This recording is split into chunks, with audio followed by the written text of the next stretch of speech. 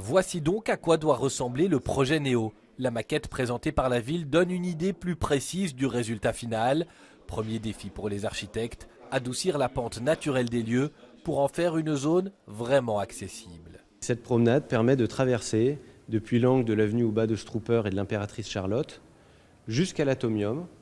Et donc ce grand parc, cette grande promenade, permet d'accéder assez facilement et de créer une liaison qui aujourd'hui est très difficilement possible sur le site. Sur la maquette, impossible de manquer le stade Roi-Baudouin. Aussi longtemps qu'un autre stade national se fait attendre, il trône sur le Heysel.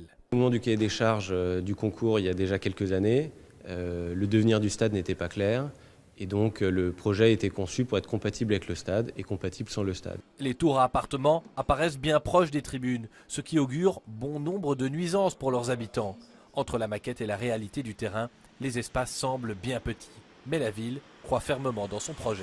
Une grande ambition pour Bruxelles. Je vous rappelle, ici, le privé va investir près d'1 milliard d'euros avec les pouvoirs publics et on va créer 4500 emplois, au-delà des 550 logements qui vont être créés. Car Néo, ce seront aussi 70 000 mètres carrés de commerce, un parc d'attractions intérieures, de nouveaux espaces pour Kinépolis et Mini-Europe, 2 crèches, des espaces verts et du logement dont Bruxelles a tellement besoin. Demain, dans un deuxième temps, on va travailler sur d'autres zones pour créer d'autres logements également. Ceux-là ne sont pas encore dessinés parce qu'on ne voulait pas non plus avoir une espèce d'uniformité, que ce soit toujours le même architecte qui dessine.